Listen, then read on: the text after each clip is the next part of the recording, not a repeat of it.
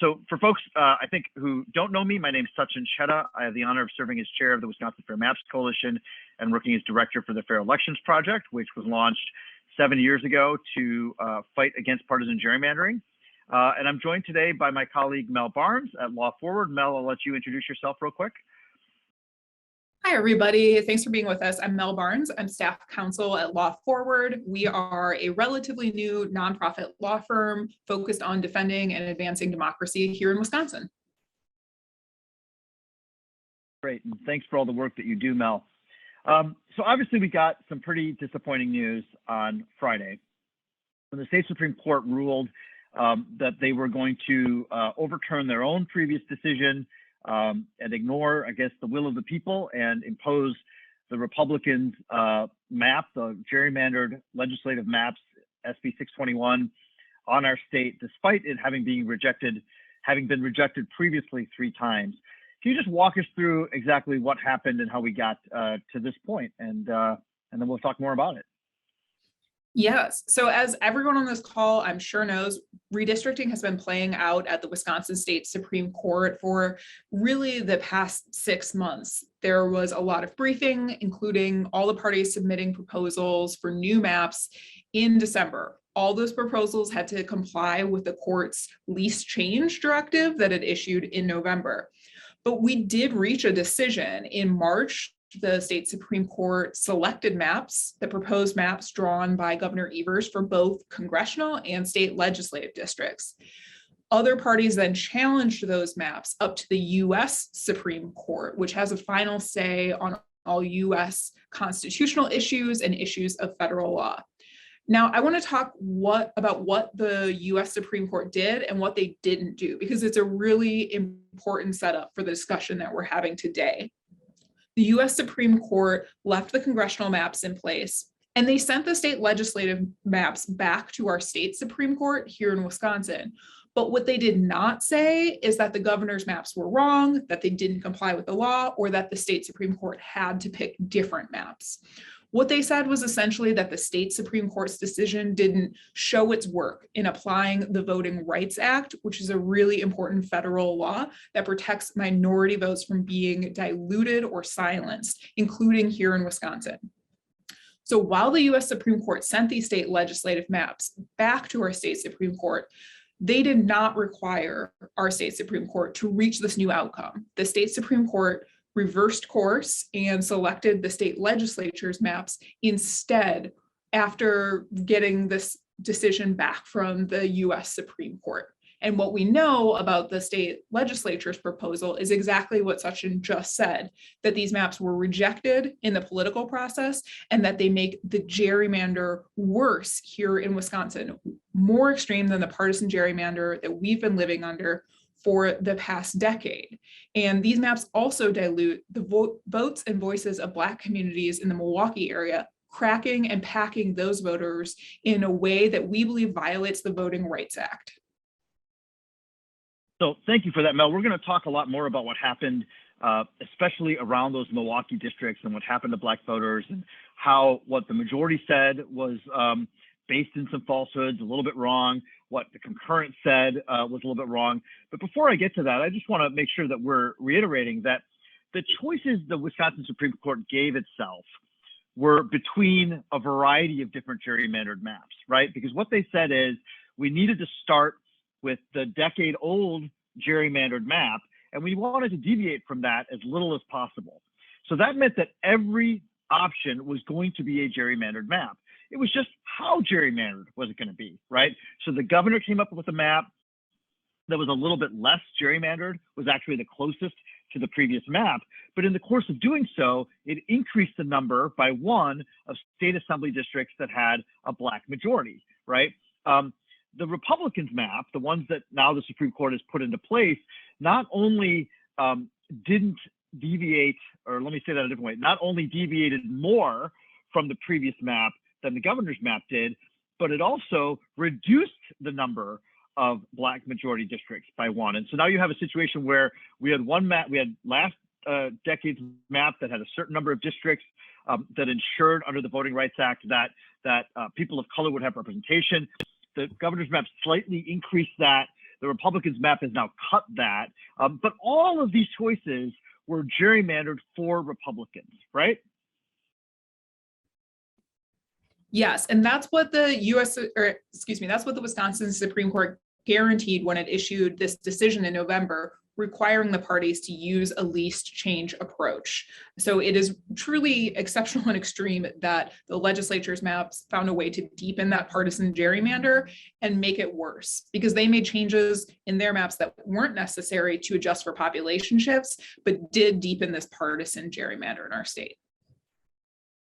So thank you for that. Let's talk a little bit then about the decision on Friday. And I guess there's three parts to it to talk about. There's the majority opinion that was authored by Justice Rebecca Bradley. There's the concurrence that was written by Justice Hagedorn. And then there's the dissent that was written by Justice Karofsky. Let's go through those quickly, and then we can talk a little bit about the implication of what this means for this year's elections and what's going to happen next in the fight for fair maps. Does that make sense? Mm-hmm. Great. So the first thing is, what did the majority say? What is Justice Bradley's position, Justice Rebecca Bradley's position on these issues, and what did she win in writing this majority decision that came out late on Good Friday? So keep in mind, the justices writing the majority here were in the dissent in the March decision on these same maps, meaning they did not prevail before these maps went up to the US Supreme Court. So in the decision, Justice Rebecca Bradley really argues that we should take a race-neutral approach to redistricting, and that because the governors and other proposed maps considered race in drawing some districts, that the court should not consider those maps at all, and that therefore, kind of by default, the legislature's maps should be selected as a race-neutral proposal. Now, as Sachin already mentioned, the Voting Rights Act requires that districts in certain circumstances be drawn to avoid diluting and silencing the voices of voters of color.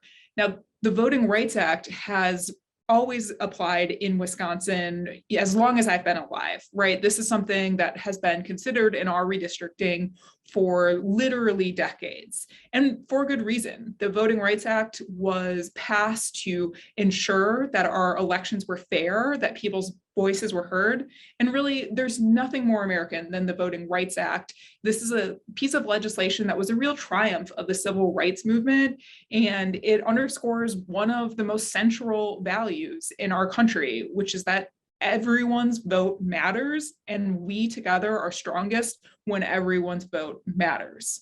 So while we don't think this decision respects that core value of the Voting Rights Act, it was largely undisputed throughout the litigation that the Voting Rights Act applied in Wisconsin and required compliance in the Milwaukee area. And just to be clear, the U.S. Supreme Court didn't say we're throwing out the Voting Rights Act, you shouldn't consider race at all, it has to be totally race neutral. Did they say any of those things? No, and I want to be clear that the US Supreme Court's decision sending this back to the state Supreme Court didn't reverse Voting Rights Act precedent from many, many decades in this country. I know that there is a lot of concern that there are Voting Rights Act cases pending before the US Supreme Court right now that would give the court an opportunity to curtail that legislation because so many of the justices there are hostile to Voting Rights Act, but that hasn't happened. The Voting Rights Act is still the law of the land in our country.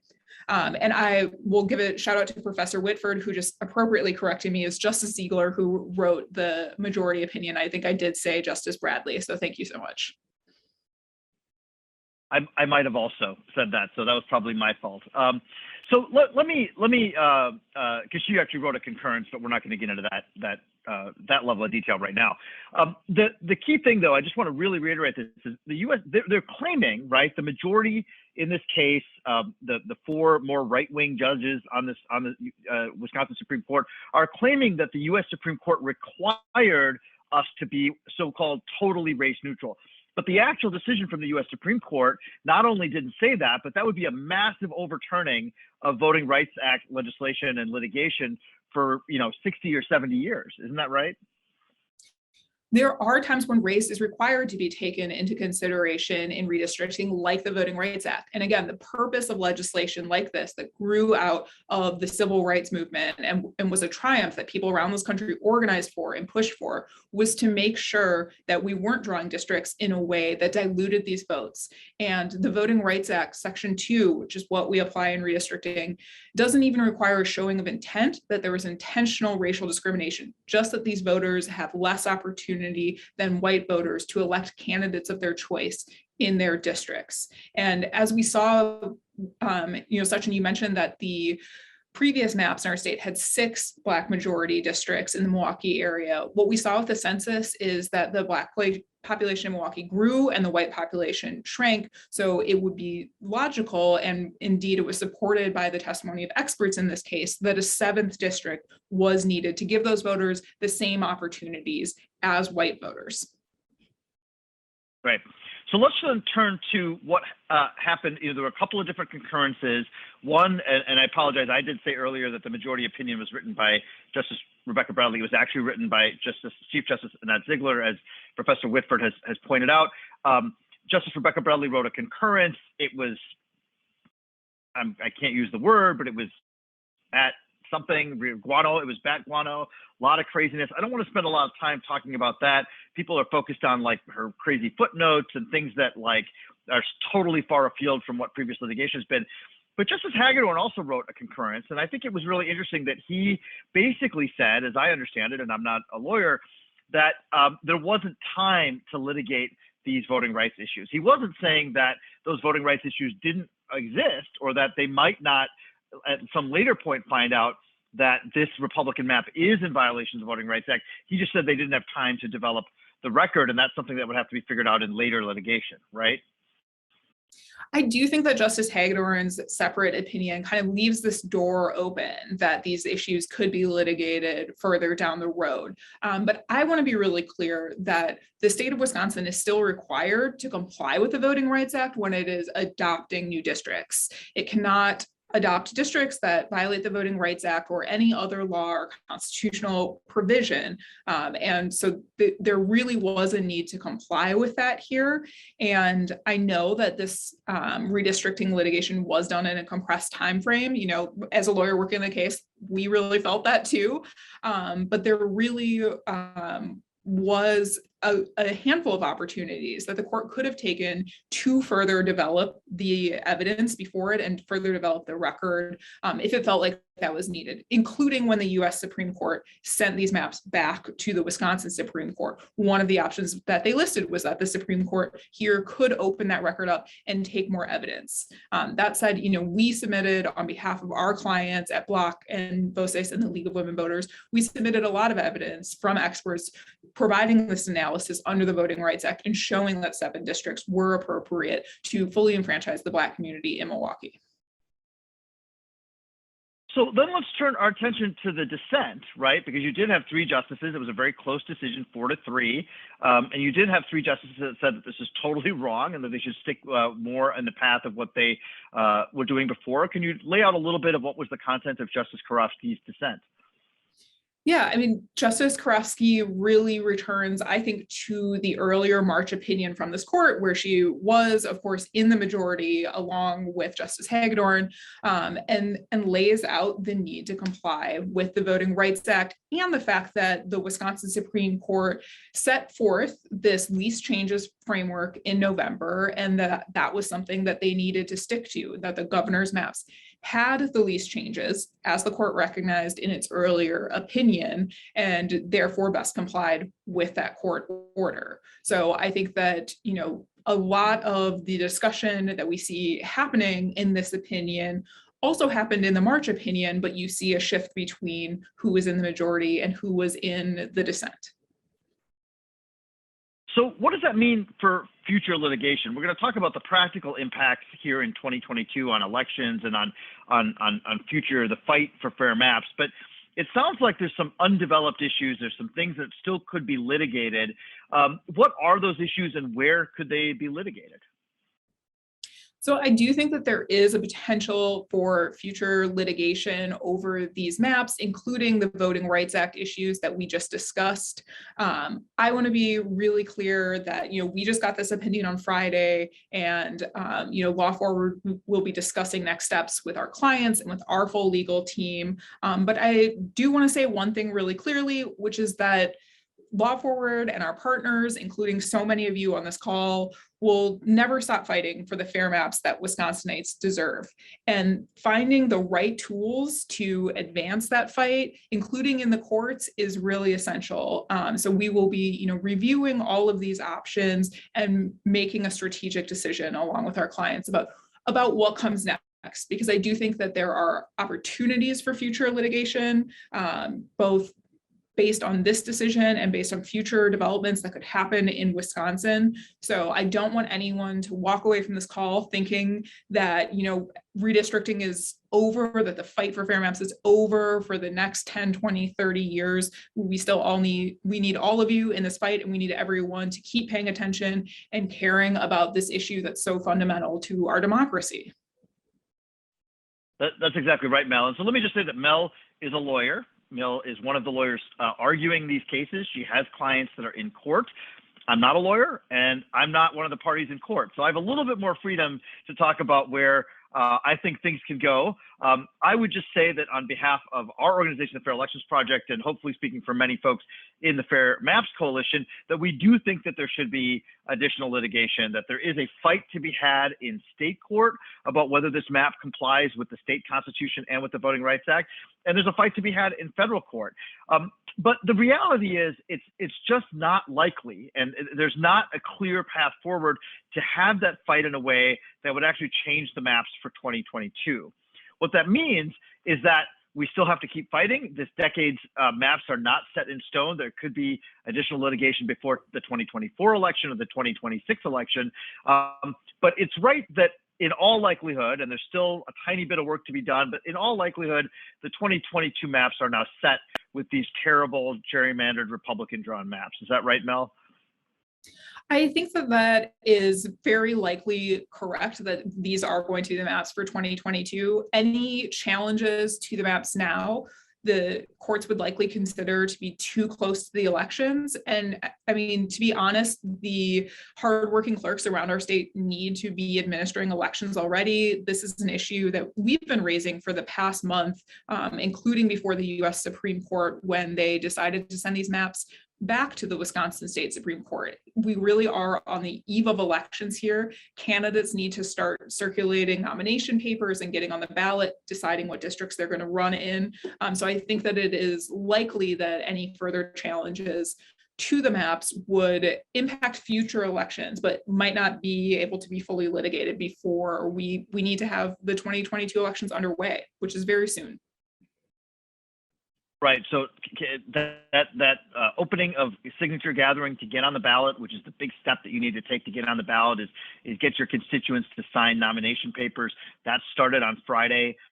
It goes until June 1st. We then pretty quickly after that have to print ballots, and for absentee voters and foreign voters, we need to mail those things out. Military voters, that's a federal law because there'll be federal candidates on this ballot. And so they really don't have a lot of time, and that's the reality that we're dealing with. But Mel, if you're looking ahead, you're a lawyer, I'm more on kind of the advocacy and communication side. We think this fight's not over. What comes next? What does the next wave of this fight look like? And over what time period do you think that happens? Well, I think we've already talked a little bit about what the next steps might be in a legal fight and the kind of timeline we might be looking at there. But, just because I'm thinking about the courts all the time doesn't mean that those are only options for organizing and for pushing back.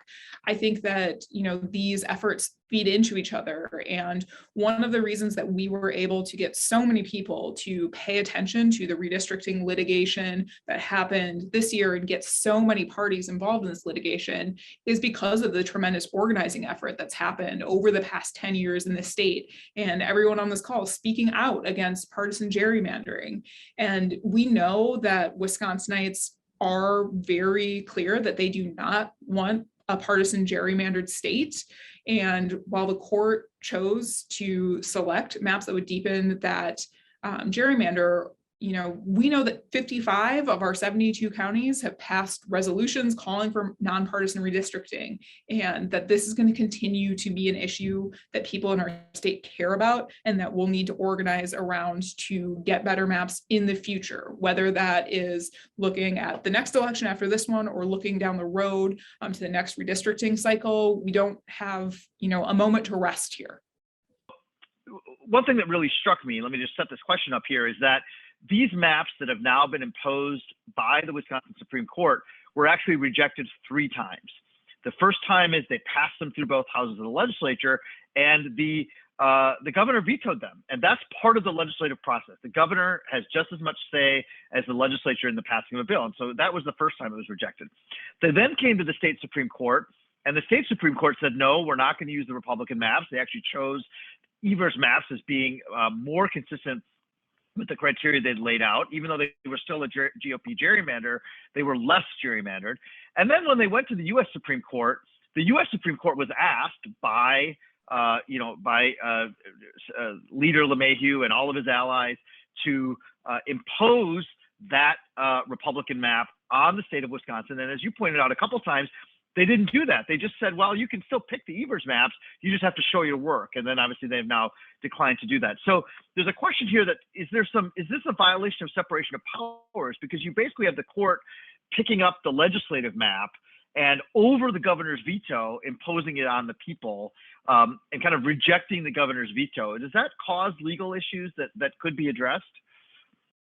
I think, in Wisconsin, we have this set up in our Constitution where the way that things are supposed to work is the legislature is supposed to propose maps, the governor is supposed to accept or veto those maps. But what we find in Wisconsin is basically every time we have divided partisan control of governments, that the maps end up going to the court, and the court ends up having to select new redistricting maps and impose those for Wisconsin. So this kind of the process, while it's unusual that it went to the state Supreme Court this time, it is not unusual for maps to be before the court and to be proposed by political actors. The various members of the legislature, of the governor, people who have held the governor's seat before have been litigants before the court. I think that there are some issues with the process here and the fact that the court adopted these maps, reversing its own decision kind of without digging further into this. But that sort of legal minutia is what we'll be looking at very closely over the coming days and talking about as far as our future legal options go. Coming days. So the first one here is a good question, is can we do anything to Supreme Court justices? The question is, can we impeach state Supreme Court justices for ignoring the will of the people? Let me take the first crack at that, Mel. And I think, it's the legislature that would have to impeach. That's a very rare response. That's something that would likely happen. There is the opportunity potentially to recall, but again, it's a very, very tough process to recall. And it's really, I have to give you more of a political answer than a substantive answer. It's legally possible to recall, but the state voters are unlikely to take someone out and agree to recall, even if they disagree with them, unless there's some sort of malfeasance, right? And that debate about malfeasance is a tough one to make. What I would really point to, if you're looking at changing the state Supreme Court, is think about who you're going to vote for and who you're going to support in 2023. The balance of the court is at stake in 2023. That's exactly a year from now. There are going to be candidates that run for that seat who have different perspectives. What I said the other day online is there's the lawless perspective, the folks who kind of do whatever they want, the judicial activists. That's Rebecca Bradley and Annette Ziegler and Pat Rogenstack, who are always kind of looking for that outcome that helps their side, the right-wing side. And there's the folks who are really looking for the answers related to the Constitution. They don't always agree with one another, but they're following the law and they're following the Constitution. Those folks ended up in the minority and in the dissent on Friday, even though they were in the majority in March. So that's kind of my answer to that. We have another great question here, which actually relates to the question that we addressed directly in the Whitford case, which is there's an article that suggests that skewed congressional and legislative representation has more to do with political demographic geography than it has to do with gerrymandering. And this is something we hear a lot, especially from Speaker Voss, that it's just that Democrats pack themselves into Madison and Milwaukee, and then Republicans have majorities everywhere else, and that's why they have a huge majority in the legislature, even though they don't get a huge majority of the votes. What do you say to that, Mel? So we know in Wisconsin that simply doesn't explain this. Yes, it's true that to some extent, more Democrats live in cities, populations that are close together. So there is some natural result of that results in Wisconsin's maps tipping in favor of Republicans, even if they're drawn neutrally, just because of the political geography of our state. However, that advantage is very slight, and it really reflects the purple nature of our state when you look at neutrally drawn maps like that. And what we see instead is this really extreme divide in Wisconsin. And even if you look at the map submitted by the governor, because they were based on the previous map, they really already provided this unfair partisan advantage to the party that was already in power. But compared to the natural advantage that neutrally drawn maps drawn by a neutral expert or a computer would create, there's really no comparison. The partisan gerrymander in our state is very real, and we've seen it get even deeper with the maps now being selected as drawn by the state legislature. This is not the result of where people live naturally. People had to work pretty hard to draw these maps. Thanks so much for that. Let me just add that one thing I'd say about that that question is that I'm just gonna keep going because we have a lot of questions to answer. So there is a question here, and it says, to be clear, are we saying the current decision is in violation of the Voting Rights Act from your perspective? The map that was imposed on Friday.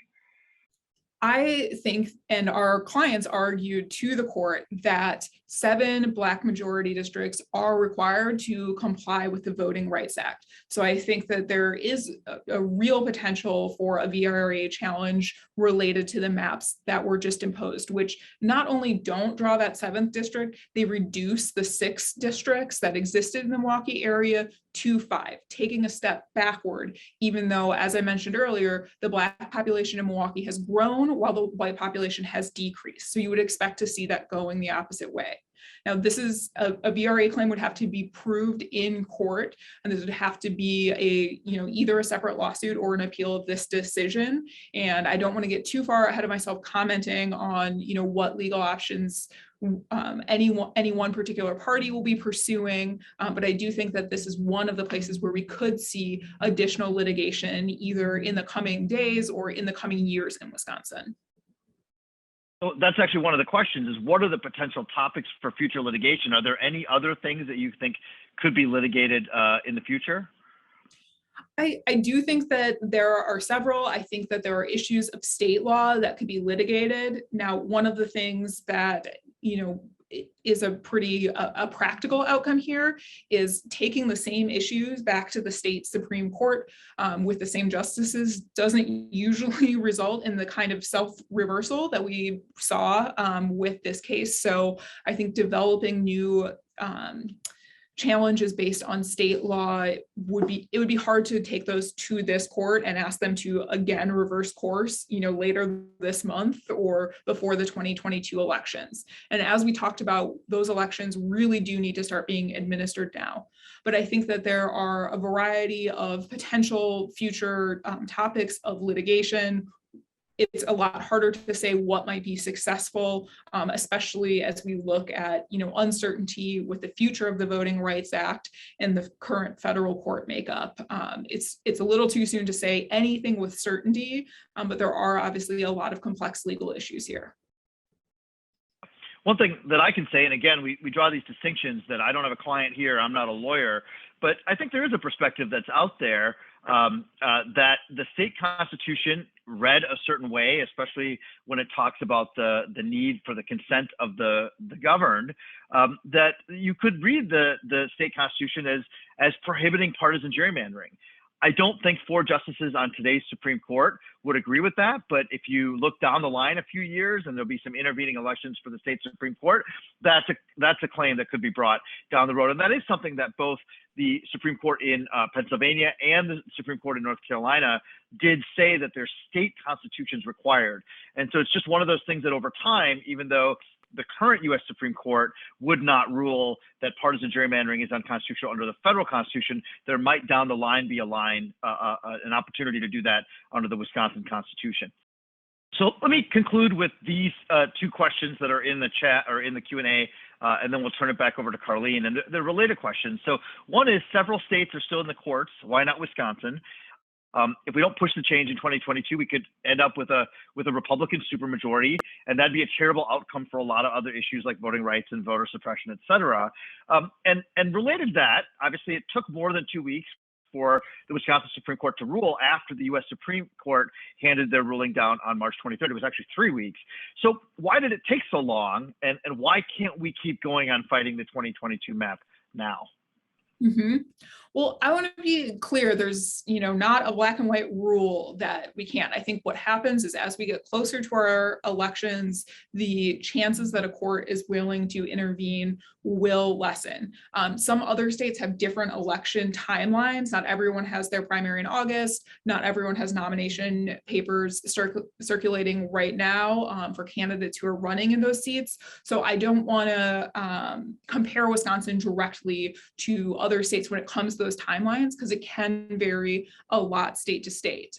And I do think that there, the timing issues are significant, but like I said, we are not ruling anything out at this point. We're continuing to look at these issues with our clients and our legal options. But that said, the courts are one tool, litigation is one tool, and I really believe that those of us that care about fair maps need to use all the tools at our disposal and not rely on any one court to save us or any one piece of litigation. This is a constant effort in Wisconsin, and we need to use every tool we can.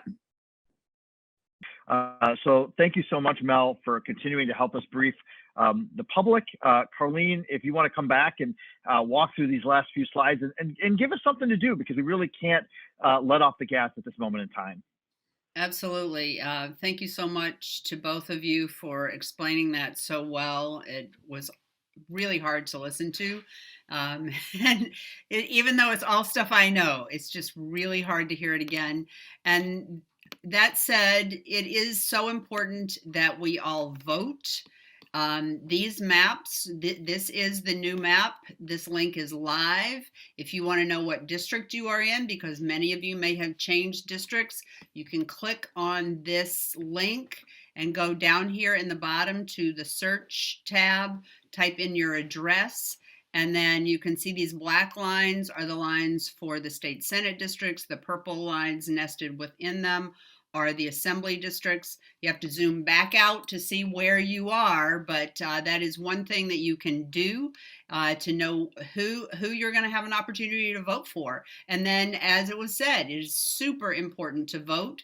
In some of these districts, there is no candidate right now because the incumbent is no longer in that district, and making this a priority issue for every single candidate is an imperative. We need to be bird dogging all candidates to get them to pledge to support a nonpartisan process and make this an issue in the election.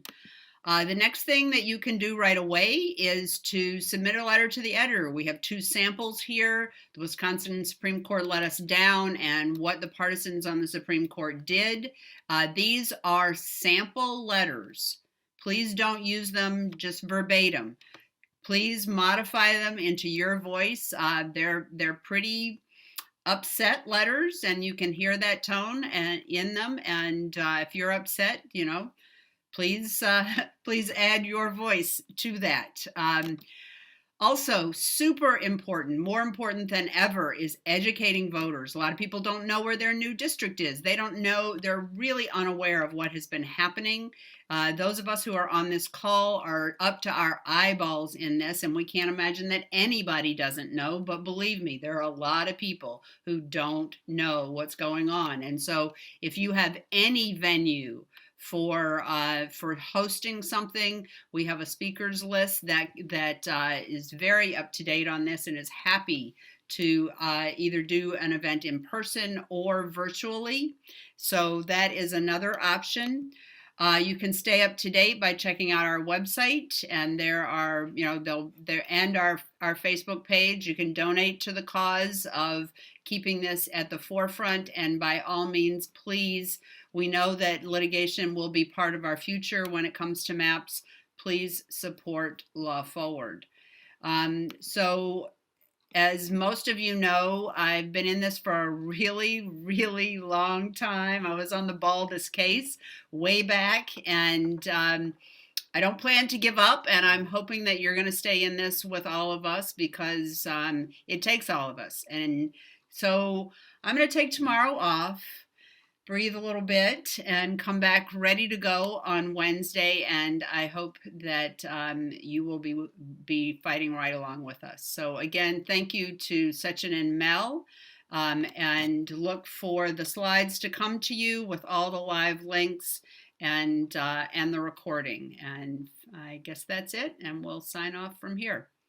Thanks so much, Sachin and Mel. Thank you, everyone. Thank you, guys.